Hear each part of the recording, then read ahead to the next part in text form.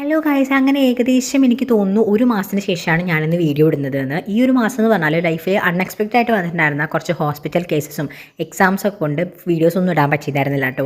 പുതിയ വീഡിയോസ് എടുക്കാനുള്ള ഒരു മനസ്സോ അല്ലെങ്കിൽ സമയമൊന്നും ഇല്ലാത്ത ഒരു തിരക്ക് പിടിച്ച മാസമായിരുന്നു നവംബർ എന്ന് പറയുന്നത്. ഈ ഒരു സമയത്ത് എൻ്റെ ഫാമിലിയിലെയും ഫ്രണ്ട്സിലെയൊക്കെ കുറച്ച് പേര് എന്നോട് ചോദിച്ചിട്ടുണ്ടായിരുന്നു കേട്ടോ, എന്താ ഇപ്പോൾ വീഡിയോസ് ഒന്നും ഇടാത്തതെന്ന്. അപ്പോൾ എനിക്ക് ഭയങ്കര സന്തോഷമായിരുന്നു, കാരണം എൻ്റെ വീഡിയോസ് കാണുന്നതും ഇഷ്ടപ്പെടുന്നതായിട്ട് കുറച്ച് പേരെങ്കിലും ഉണ്ടല്ലോ എന്ന് ആലോചിച്ചിട്ട്. അപ്പോൾ ഇത് വൃശ്ചിക മാസമാണല്ലേ, എനിക്ക് ഭയങ്കര ഇഷ്ടമുള്ളൊരു മാസമാണ് കേട്ടോ. കാരണം നല്ല തണുപ്പും പിന്നെ പല അകണ്ടനാമങ്ങളൊക്കെ നടക്കുന്ന സമയമാണല്ലേ. അമ്പലത്തിൽ വെച്ച് നടക്കുന്ന പരിപാടികളിൽ എനിക്ക് ഏറ്റവും ഇഷ്ടപ്പെട്ട ഒരു പരിപാടിയാണ് കേട്ടോ അകണ്ടനാമം എന്ന് പറയുന്നത്. കാരണം എന്താ വെച്ചാൽ ആ സമയത്ത് രാവിലെ മുതൽ രാത്രി വരെ അമ്പലത്തിൽ തന്നെ ആയിരിക്കും. ഒരുപാട് പേര് അകണ്ടം ചവിട്ടുന്നത് കാണാം.